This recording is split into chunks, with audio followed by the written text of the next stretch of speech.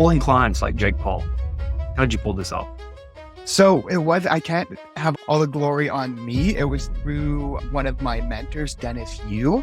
I'll start with kind of a bit of the backstory. I won't go too far into it, but came in contact with Dennis, put together a handful of interactive courses for some other bigger names in the online space, Rudy Maurer, Lauren Tickner, people along those lines. Did a great job with those, super successful with that. And then from there, he pushed the Jake Paul work onto us. We're putting together an interactive course for him. Hopefully launch it a bit better the second time around. So what exactly do you do for clients? So content solutions, it's kind of like the main thing I like to call it. It's everything under the sun, whether that be in running ads for clients for lead generation purposes, organic growth, putting together interactive videos for courses, that sort of stuff. So let's break that down a little bit. 30,000 foot view, long form content, I'm sure. Yep. And then it goes to some kind of value provided from the client.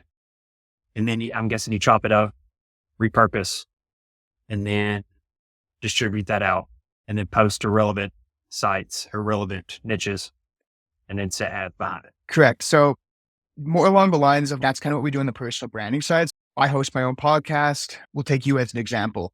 What we do for you is take this podcast, chop it up, post it to all the relevant channels. Like you said, run dollar a day ads behind it. We're looking for certain KPIs to put more money behind things, find the winners. Then from there, if we find the winners, which is around a 10% engagement rate, we'll throw some real money behind it, whether that be $5, $10, $20 a day for the next month. That gets thrown into a content library we call the greatest hits. And that kind of turns into an evergreen strategy. The reason we do that is because it's great for SEO purposes, as hopefully some of your viewers know that social media is absolutely key for SEO, whether it be for your business or your personal brand. So by doing that, we're able to trigger a knowledge panel by repurposing into blog posts, guest posting, that sort of stuff. That's breaking it down a bit. But our bread and butter honestly comes from the lead generation and scripting ads for our clients. Okay. So as far as the scripting portion of it, the given value, do you have a framework that you use around that, like what you tell them to do? And for the ads? Yeah, for the content that you're telling them, correct. Yeah. So we have a couple different strategies. It depends on their goal. The first one, I call it the phase 1 and 2 strategy. So essentially what we'll do is we'll sit down, get them to create a magnet ad, so to speak, where that's just them calling out their ideal client, their ideal client's biggest 8 to give away, to kind of like the targeting and the technical setup. It's the audience building. It's basically the 8 to 10 different videos that I mentioned. Everybody who watches a magnet ad will then only watch the rest of the ads in that funnel. We can do that by setting the conversion event associated in the ads manager, that sort of stuff. I won't dive too much. It's a little bit different. We'll create kind of 2 to 3 different top of funnel ads following the same framework as that magnet ad I talked about, calling out your ideal client, your pain point, how you can help them. Create 2 to 5 different videos along those lines for testing purposes. Then from there, running Instagram profile visit ads on those.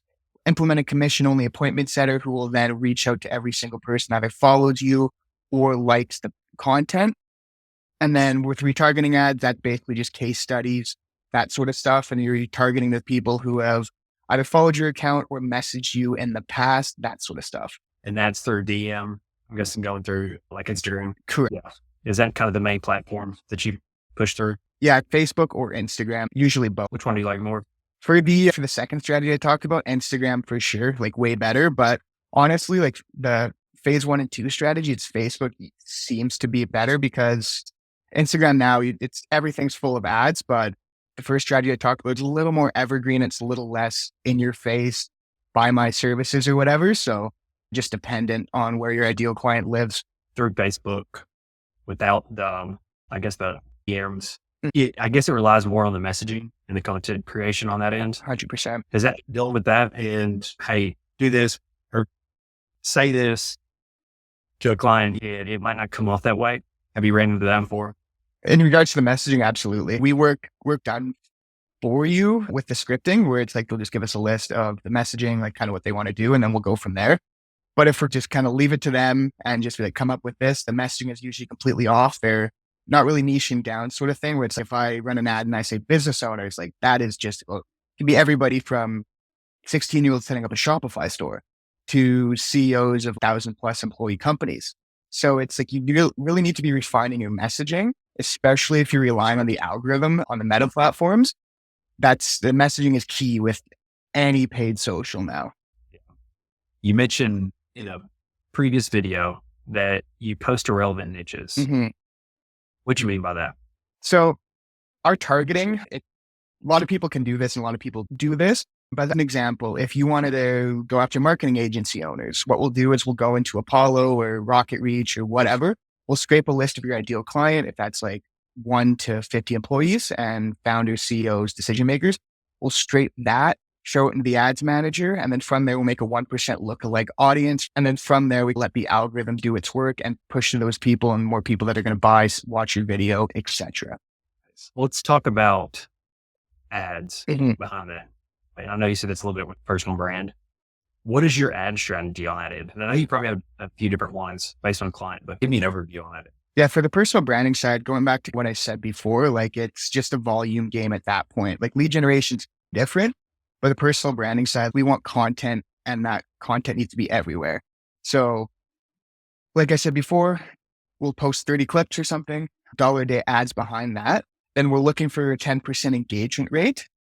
If it hits that, we're going to throw more money behind it. And then we'll start to recycle that content if it continues to hit those KPIs. And as well, repurposing to your blog, your company's blog. We have a network of high authority sites that we'll guest post to, because the whole goal around the personal branding side, it's to trigger a knowledge panel, because there's a stigma around agencies, especially me, I'm 22. People go to Google you. So if you're not flexing Lamborghinis, if you're posting actual value, people go to Google that, they watch some of your videos like you probably did with me. It builds a trust, because in marketing, you need trust. And that's what we're trying to build through the personal brand side. Yeah, people aren't going to go spend thousands of dollars on somebody they don't. So that's a really good point. Touched on a little bit too. Talk to me about, I guess, I call it PR, I guess you would say, but what's your take on that and what's your strategy you do with that? For PR, you talking more kind of like press releases and that sort of thing? Yeah, and getting, I guess, featured in things. I think it has a place, but it depends on your goal. I have a friend who runs a PR agency, but he's more going after VC funded firms or people trying to raise money. And that's a really good strategy. But if you're a founder and you're around 20, 30 employees, we'll say, you have to realize you're probably not going to see a direct return on investment from that. It's basically like a billboard that lives online. So I think if you're going to spend $5,000, $10,000 on a set of press releases, they're off putting that in ad spend, reinvesting that in your business, something along those lines, because PR. Yeah, that's very true. How much is it typically? What have you seen like prices range from that end? Oh, it depends. If you're looking for a Forbes Entrepreneur, USA Today, you're spending 5 figures or high 4 figures.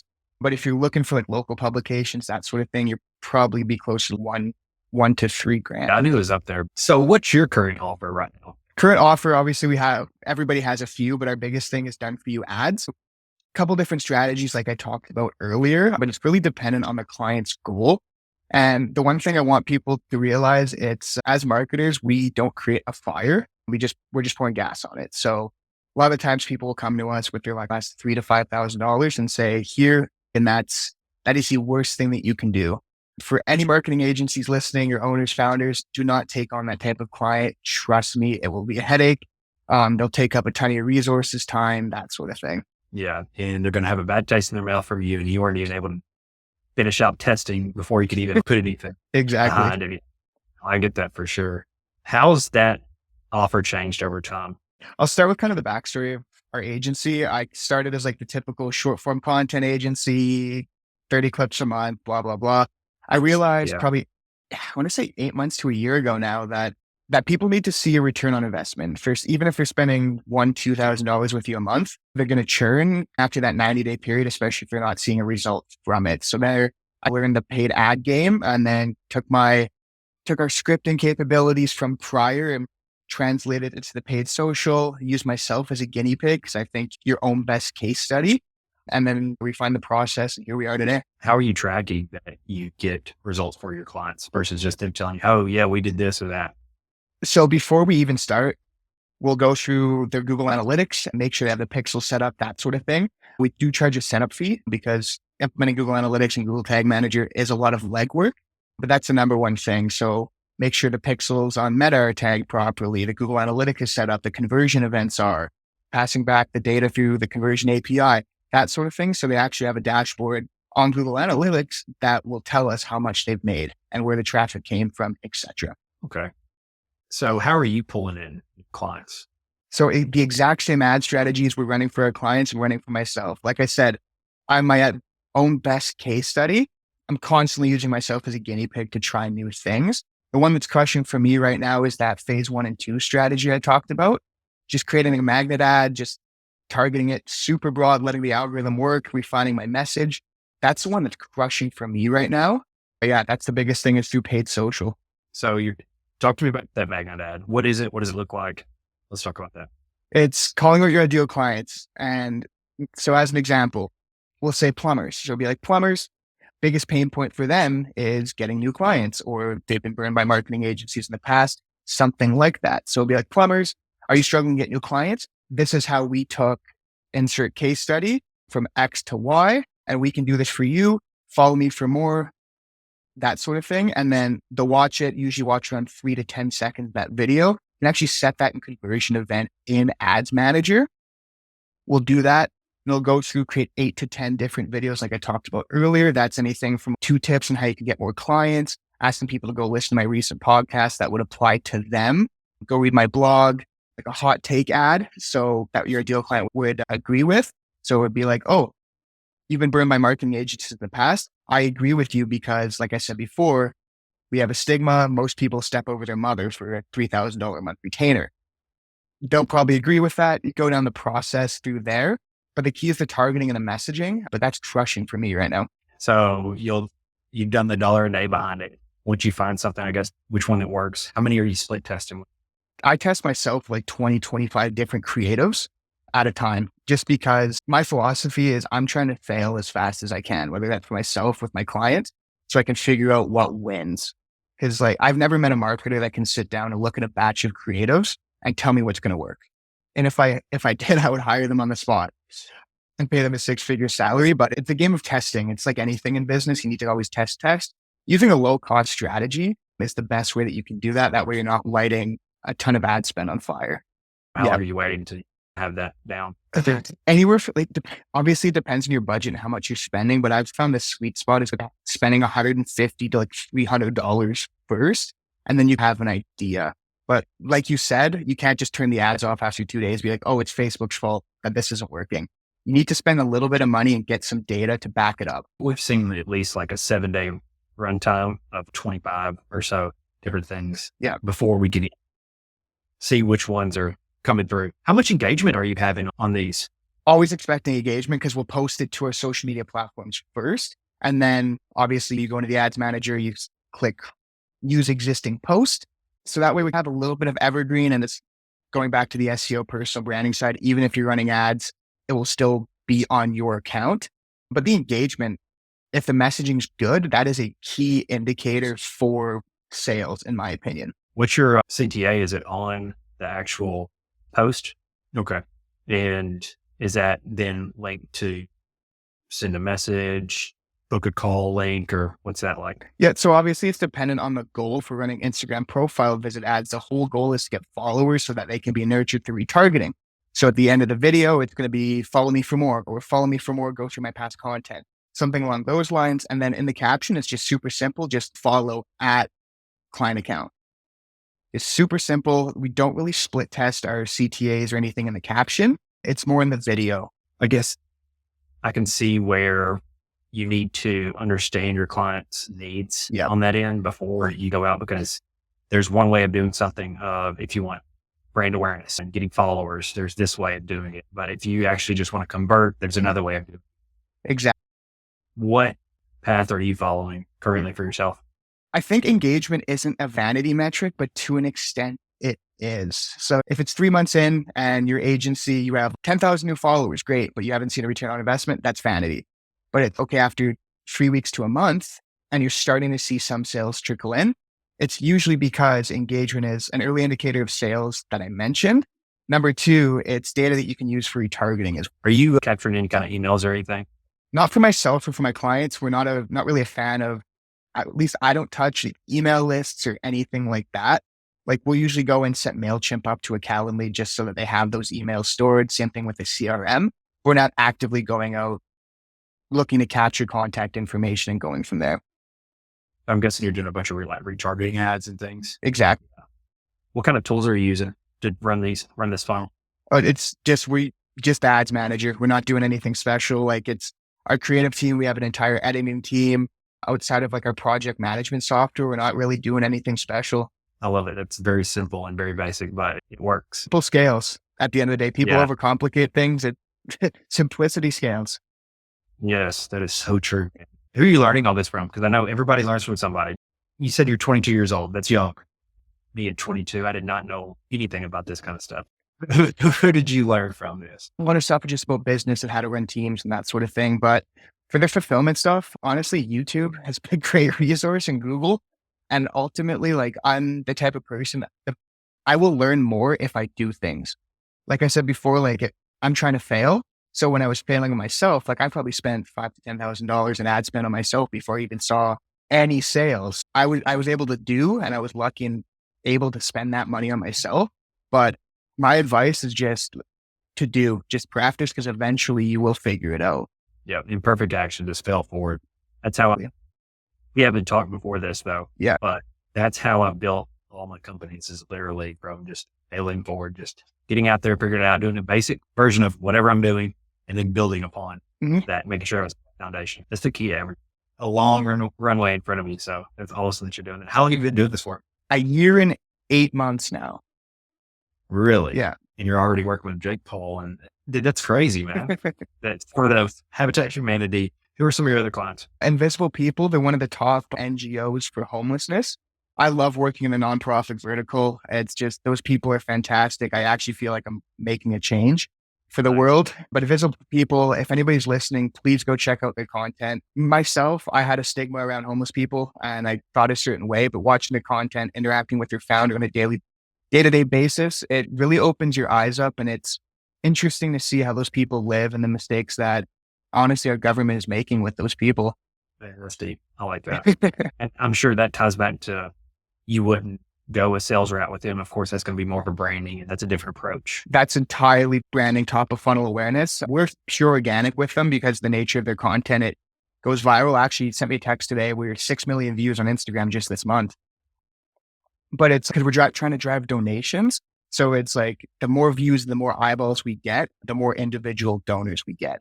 Versus just pushing for a donation. What have you seen like work? Because I'm sure direct is better than direct.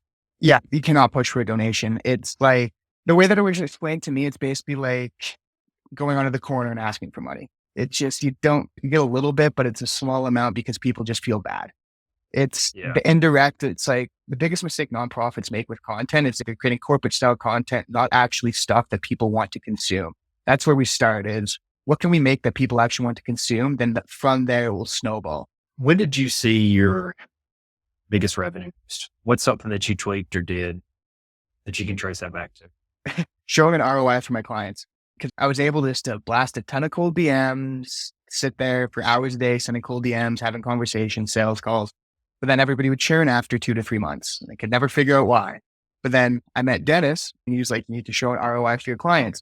I learned the paid ad game. And then from there, I haven't churned a client in, I want to say 9 months now. And then consistently bringing in new people. Like we have a wait list now. That's the biggest thing, is predictable income for me. Especially being a business owner. I went to go buy a car. Like I want to say 3 months after fully incorporating my company, I realized very quickly that the bank hates you until 2 years because you can't show that income or predictably. And that was the biggest thing I was chasing after, was that predictable, reliable income. You trying to go buy a nice car? Oh yeah, I was. Man, not telling you how to live your life at all, but I'm 32. Yeah. I got into entrepreneurship world back when I was like 24, I think 23, 24, and did very well there at the beginning.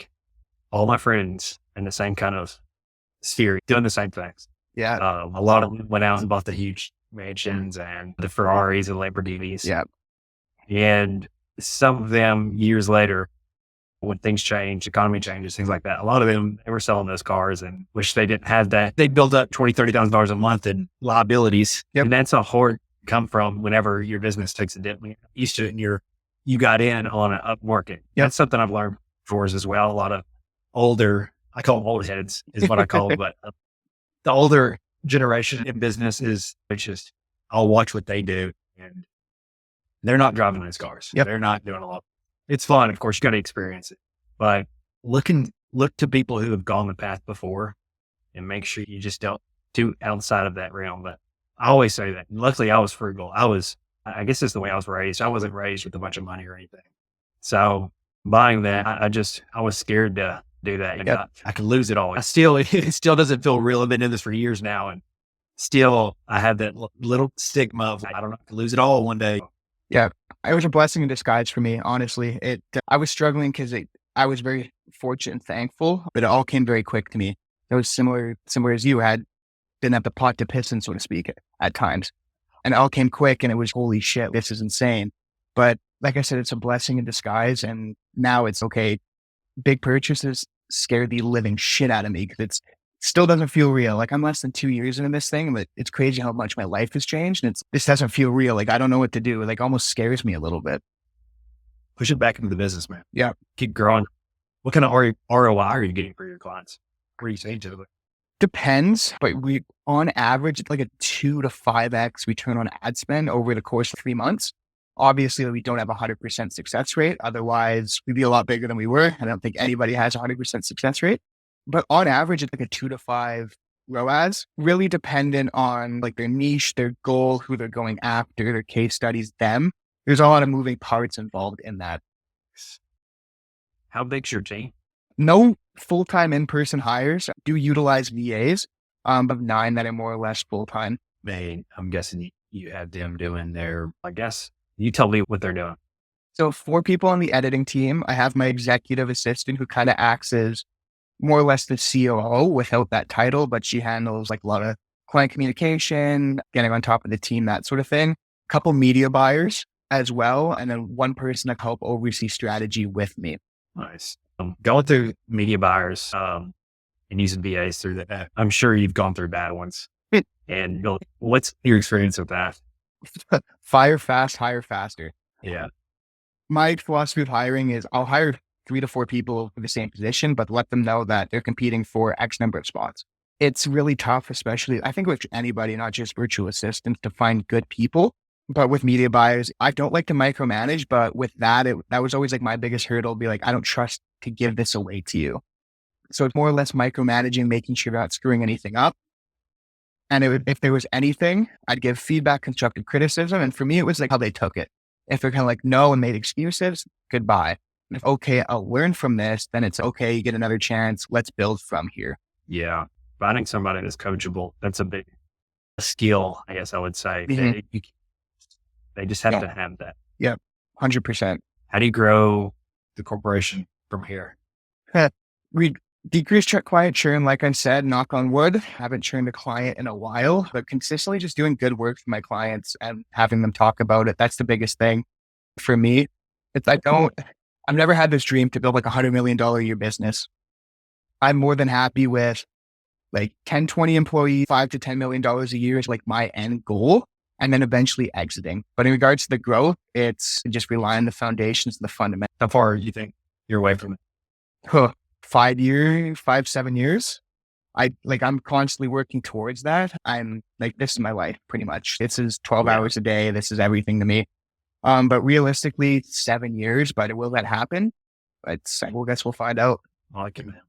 What have we not covered? Is there anything? We've covered strategy. We've covered just about everything.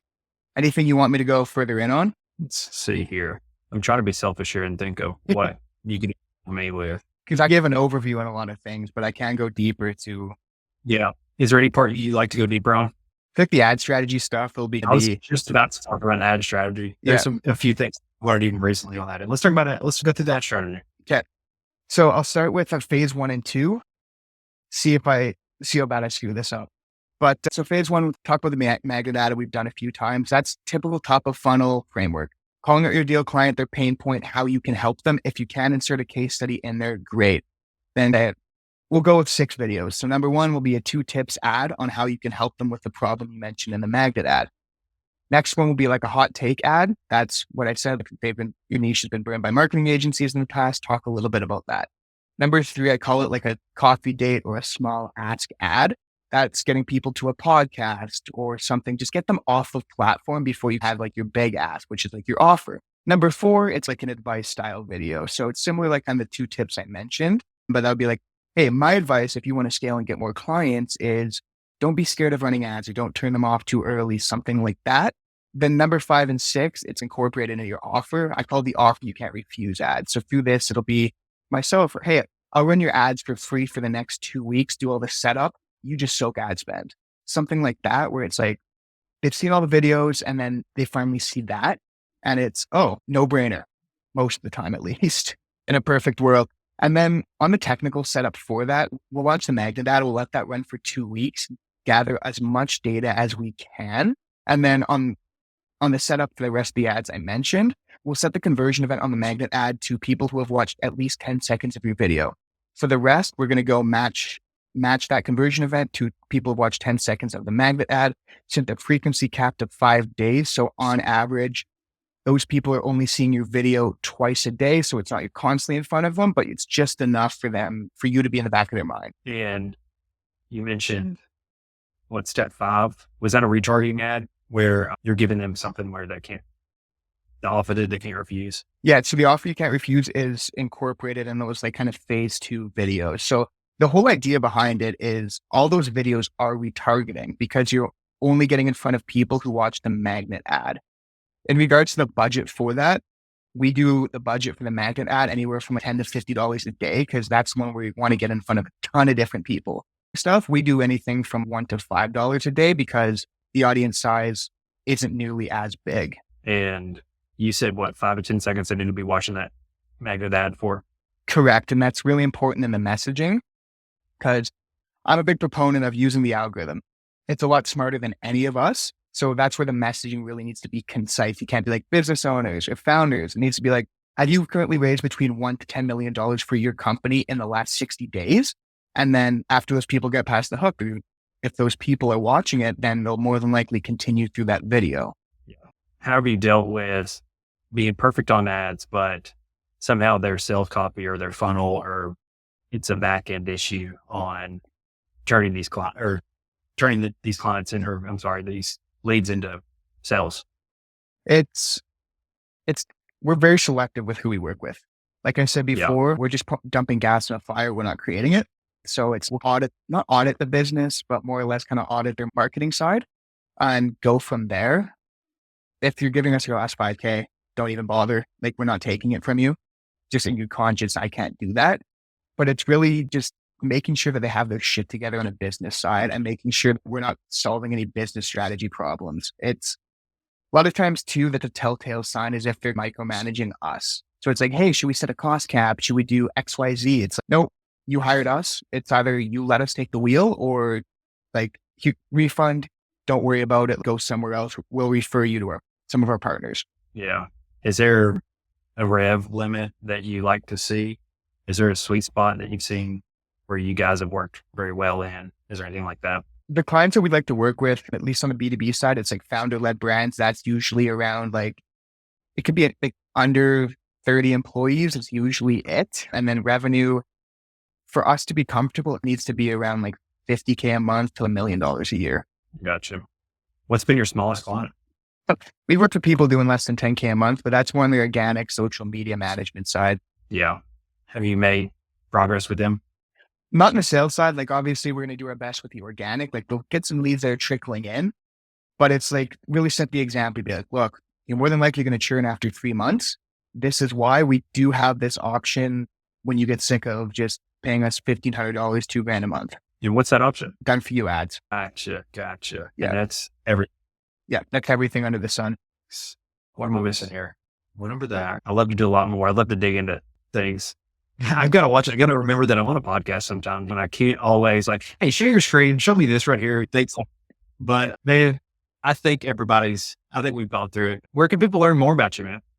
Google me, Keigan Carthy, anywhere, Keigan. Hopefully our SEO team and the VAs are doing their job and hopefully we're ranking high enough on that. You can find me anywhere. My suggestion, just go look through any of my content, my past podcasts, that sort of stuff. You'll learn a ton. And I'll link it down below. Keigan, man, I appreciate you coming on today. Thank you for having me. Of course. Hey, if you're still listening, hopefully you got some value out of this or amusement. Either way, I really appreciate you for listening. My goal with this podcast is to build something of value while also showing others that it's possible to do the same. And what I mean by that is I'm not perfect at this. I fumble, I stutter, and I just want to show that it's okay. If you've been putting something off, this is me telling you to go for it. So I need your help in growing this, and there's two main ways a podcast grows. One is through ratings and reviews, and two is through word of mouth. So I can only do it with your help. If you can leave me a 5-star rating and review on Apple Podcasts and Spotify, as well as post this to your social, it doesn't grow without you. Thank you. Talk to you all next week.